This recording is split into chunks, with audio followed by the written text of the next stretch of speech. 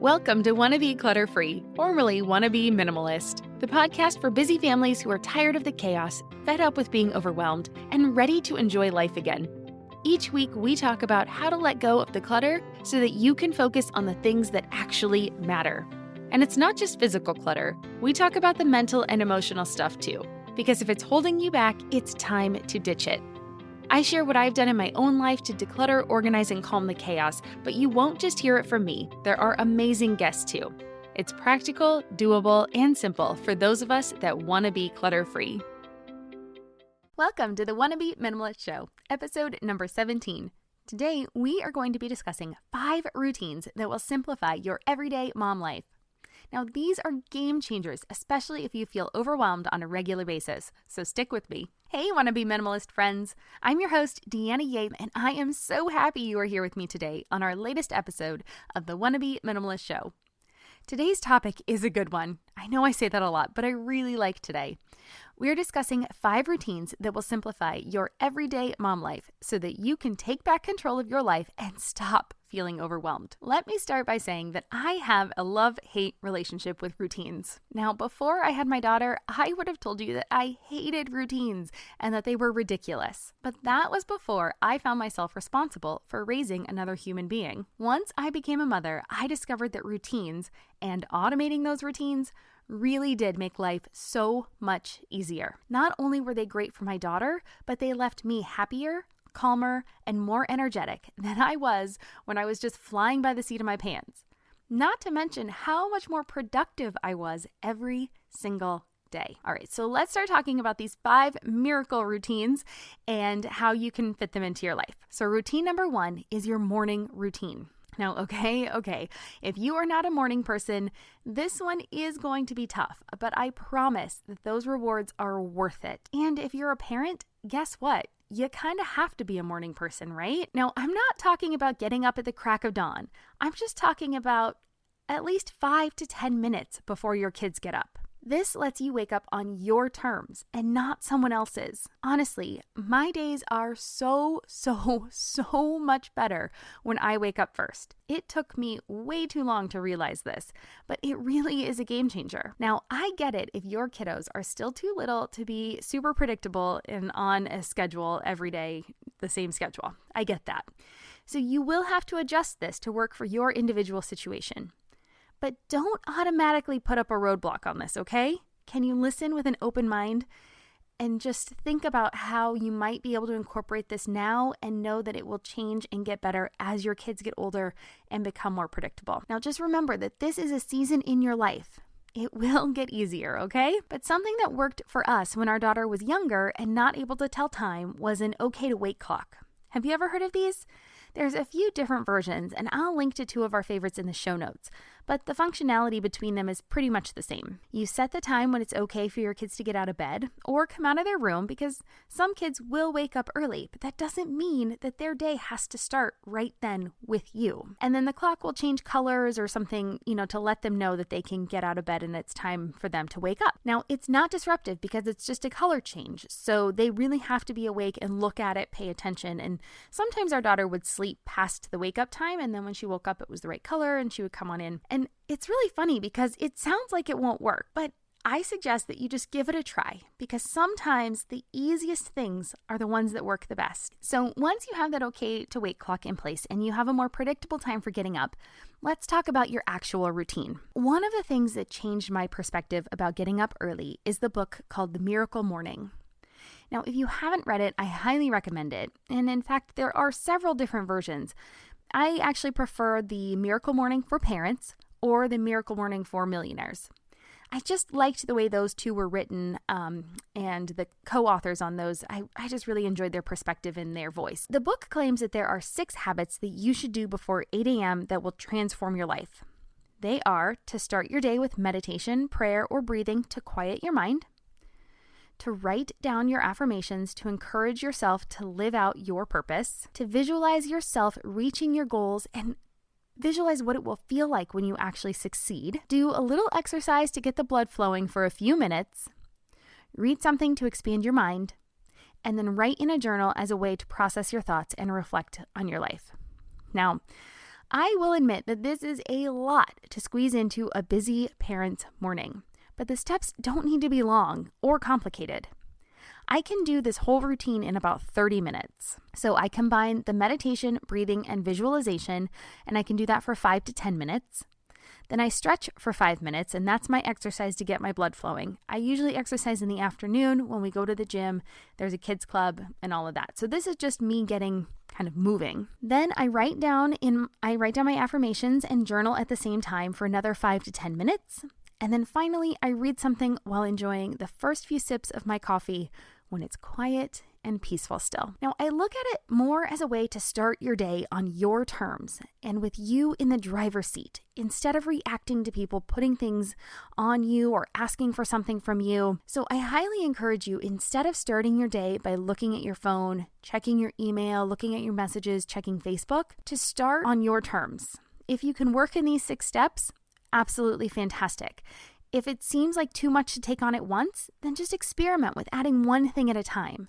If you don't like any of these miracle morning ideas, how about just starting with writing out your to-do list for the day or putting in a load of laundry before everyone else wakes up? It's really, like I said, just about making sure that you are not taking on other people's things first. You are in control of your mind and your day, and when you start off on your terms, the whole rest of your day will be much better. Now, I also want to point out that I don't always stick to this routine every day.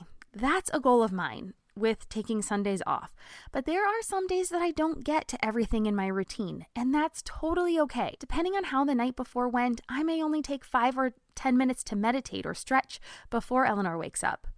Or maybe I need to hammer out a blog post or podcast notes because I'm behind. That's life, and I make sure not to beat myself up about it. But on the flip side, when I do spend some intentional time in the morning, I've noticed that more often than not, I feel like I can tackle anything that day. It's harder for me to get in a bad mood. It's harder for somebody to throw me off, and I usually am more resilient on those days. So each person's morning routine will look different, so start experimenting to see what works best for you. I recommend starting with 1 or 2 things and then do them consistently for at least a week before you add in anything else. Little changes over time really add up to make a big impact, okay? So that is routine number 1, your morning routine. The second routine I want to discuss that will simplify your everyday mom life is your afternoon routine. Now, if you are a stay-at-home mom or a work-from-home mom, you are most likely in charge of picking your kids up from school. And even if your kids are not in school just yet, getting them in the habit of a good afternoon routine is really a great foundation because these first years go by really quickly, okay? It makes your days go smoother, and it just helps get everybody into a rhythm so that we know what to expect every day. All right, now that I've said that though, for babies younger than 1, your afternoon routine will probably include lunch and a nap. And other than those 2 non-negotiables, you can fill your day with playing, reading, cuddle time, and art time. It's a little bit easier when your kiddos are really little. It depends on what they need at any given time. There's lots of diaper changes, lots of feeding, and lots of sleeping, right? It changes, as your kids grow up and they become toddlers. And, after a year, probably between a year and 3 years, they've most likely transitioned to only 1 nap per day. Now, when our daughter was this age and she needed 1 nap a day, we were very strict with nap time in our home. And in fact, we had friends make fun of us for it because we would be quiet, but I would use that time to work or read and do my quiet time stuff. And it just really helped me feel refreshed and energized. And my friends that had more than 1 kid, they just thought we were crazy because their home was always a lot noisier than ours was. So I get that. If you have more than 1 child, this may not be you, but we were very strict with nap time because, gosh, she really needed her sleep. And I think most kids need their sleep. And if she didn't get her sleep, I learned the hard way more than 1 time that our daughter and sleep deprivation did not go together very well. But this meant when she was that age that we would play harder in the morning, and then we'd have a nice long rest after lunch. And like I said, that gave me time to catch up on my more quiet tasks. I would do chores, laundry, I would work, I would read. That's when I would do some of those things that I wanted to do for myself before we started playing again in the late afternoon. And now that she's in school, our afternoons are totally different. Now I pick her up from school and we spend time having snack right when we get home. Then we do some homework. We might do art or craft time if possible. She's practicing the piano a couple times a week. She has a dance class once a week. And then she has a little downtime as I get dinner ready.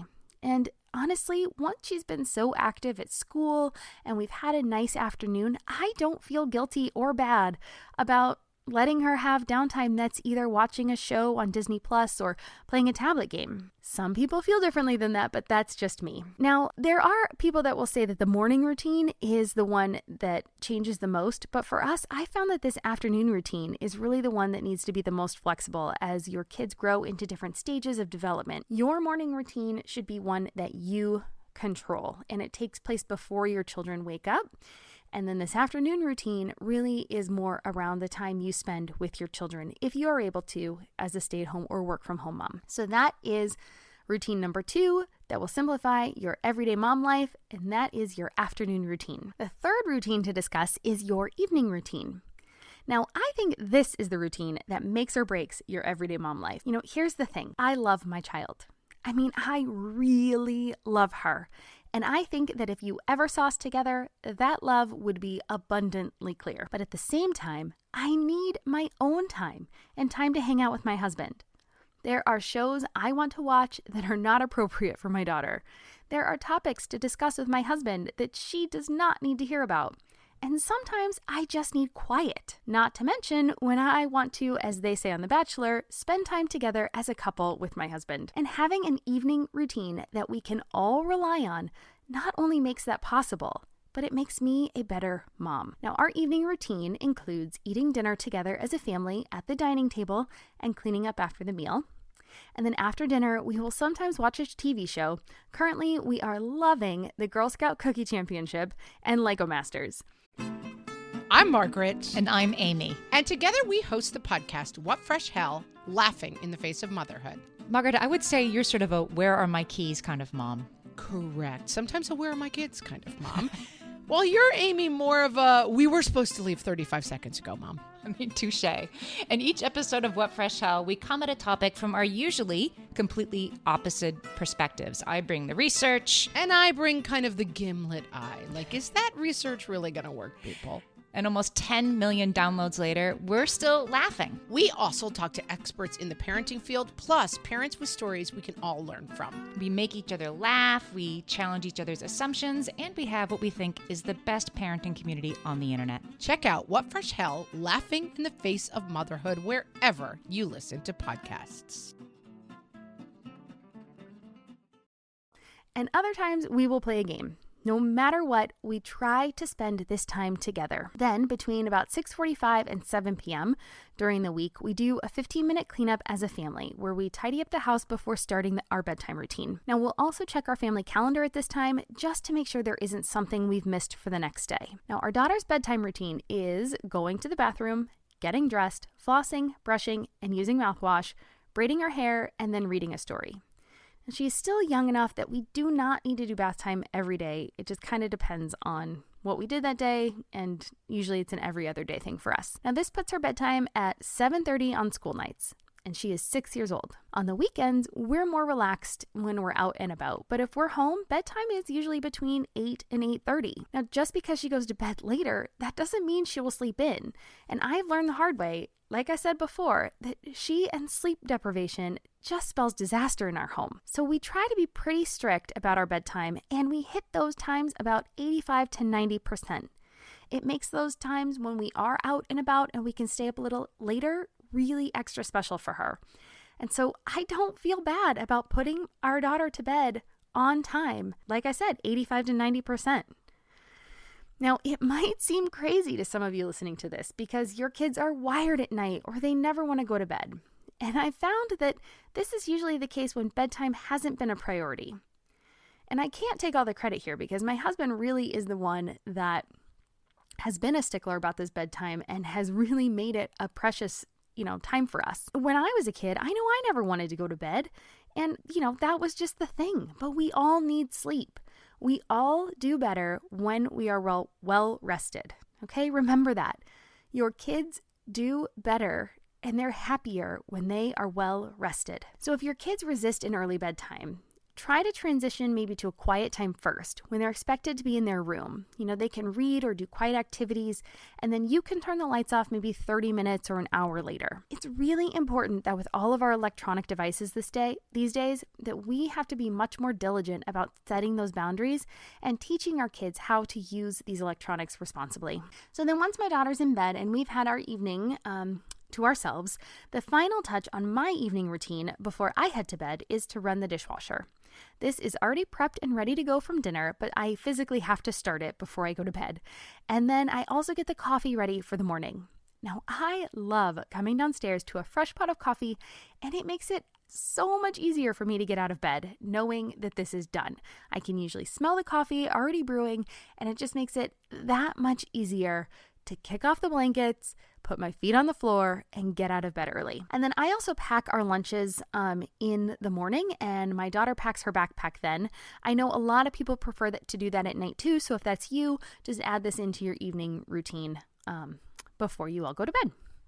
And so that is routine number 3. That's your evening routine. The 4th routine you need to make a habit if you want your life to be easier is a simple cleaning routine. Now, unfortunately, this is just part of being an adult. It's not awesome, but dwelling and complaining about cleaning does not make it better. So just be thankful that you have a home to clean and get down to business. However, there is one thing I have discovered that does make cleaning better, and that is to have less stuff to clean. So that's why I talk so much about decluttering. And if you need tips on that, my whole blog at littlegreenbow.com is all about decluttering tips for you and your family. So head on over there. But a simple routine where you clean regularly is so important because it helps you never get to the place where your house is so bad you have to spend, 2 really in-depth days cleaning it, or heaven forbid, call in the hazmat crew. Now, if you're looking for a weekly cleaning routine, I've written a whole blog post outlining how I clean our home, so I'll link to it in the show notes. It includes tasks for 6 days a week, as well as a schedule for doing laundry. That way, you are never behind. Now, if you keep focused and concentrate on one area per day, I have found that you can clean your whole home in less than 30 minutes per day. Every day just makes it easier. So remember, this is cleaning. This is not decluttering. Decluttering needs to happen first so that your home is more manageable. But the cleaning routine I like to stick to is Monday for the bedrooms. You start the week off with something that's important but not super tasking. Tuesday, you do the bathrooms. This is probably the heaviest load day because you've kind of got a day under your belt so you can be a little bit more productive and you're not really recovering from the weekend still by Tuesday. So you do your bathrooms. Wednesday is the living room. This is mostly tidying up, wiping the windows down, cleaning stuff in your living room. Maybe if you have a living room and a family room, you do both of these rooms on that day. Thursday is all about your dining room. Do a little bit of a deeper clean on that day versus just your everyday wiping down the table after meals. And then Friday is dusting and vacuuming. So this is all of your surfaces and all of your floors. I love to do these on Friday because if we have people come over on the weekends, if I have a clean floor and things are not dusty, everything just feels a little fresher. And then Saturday is for your outdoors or garage or yard or car. This part can be tricky depending on where you live, so this one's kind of a free-for-all day. If you do have yard work, if you live in a home with a yard, this is the day you would do that.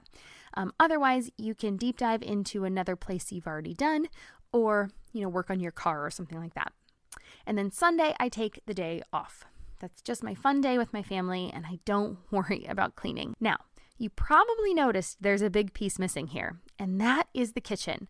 But the reason I don't put my kitchen on a daily or a weekly cleaning routine is because I cook in my kitchen every single day. And that means I clean it every single day. I'm constantly wiping down the counters, the stove, the microwave, doing the dishes in the dishwasher every day. So my kitchen is constantly seeing attention.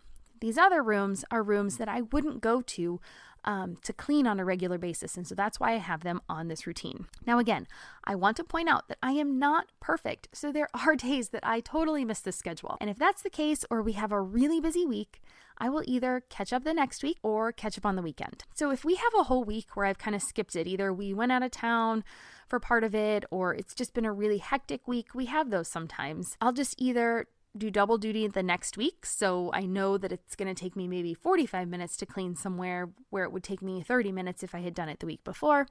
Or I'll spend a whole day and I'll catch up on the weekend, and we'll do that as a family, especially if we've done something together during the week that made it really busy. And so speaking of my family, I really recommend that you get your family on board to help with the cleaning. You share your home, so you should share in its upkeep. And this is one of the things that I do want to pass on to my daughter, and I think it's great to pass on to your children. Teach them how to maintain a home so that when they become adults, they are prepared. All right? Sounds good. So that's routine number 4, and that is your cleaning routine. The 5th and final routine I want to discuss today is a laundry routine. Now, laundry, like dishes, is one of the fundamental routines in your home. So if you slack off and do not wash your clothes for a week, you will either run out of clothes, or you'll have to buy new items, or you'll have to wear dirty ones. Gross. That's why establishing a good laundry routine is super important, and there are 2 ways you can set up your routine. The first will probably work best for most families, but it might feel the most difficult to start. This is where you complete 1 load of laundry each and every day. So if you need help deciding what load to run, check out my weekly cleaning schedule post, which is listed in the show notes, as it will list the laundry to do each day that corresponds to your cleaning routine. Now, the trick with this laundry method is to complete the load every day. So that means wash, dry, fold, and put away. It can be so easy to leave things in the dryer or shaken out on the back of the couch.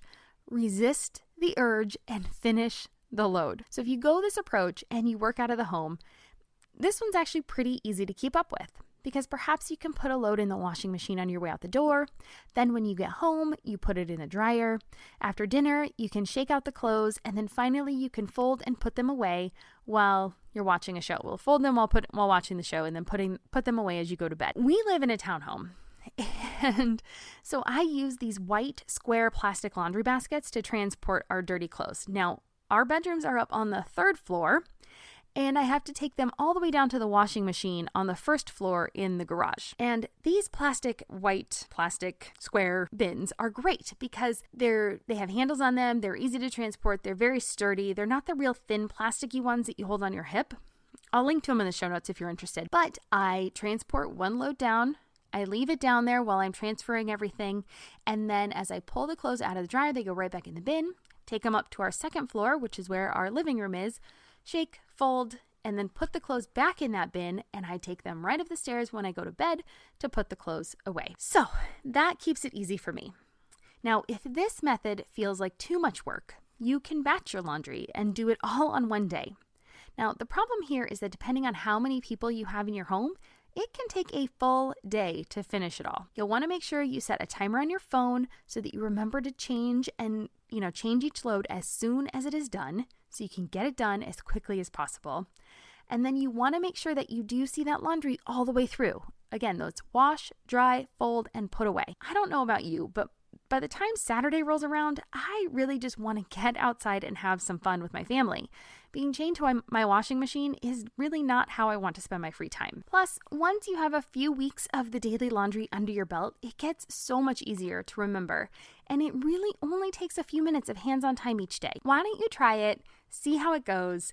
And then when you have the daily laundry routine, if you have a week where you were out of town or you've got a lot of laundry piled up, you can just catch up slowly. You do a little bit bigger load every day, and it doesn't feel so overwhelming to get caught back up. Make sense? All right. There you have it. By implementing these 5 routines, you will not only simplify your everyday mom life, but you'll start to enjoy it more as well. I promise. And now I have a question for you.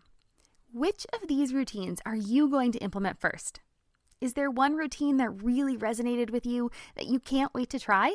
I'd love to hear about it. Come on over to the free Wannabe Minimalist Facebook group and share your thoughts from today's episode. I really do want to hear from you and encourage you on your journey toward less stuff, more happiness, and an awesome life. Routines are such an important part of that awesome life, so jump on over to the Facebook group and let us know more about you. The group is totally free, and you can find us by clicking on the link in the show notes or by searching for Wannabe Minimalist on Facebook. I want to meet you there and hear about your journey. Learning from all of you is one of my favorite things, so I hope to see you there. Finally, if you liked this episode, I would love it if you would subscribe and leave a comment or rating so others can find this show too.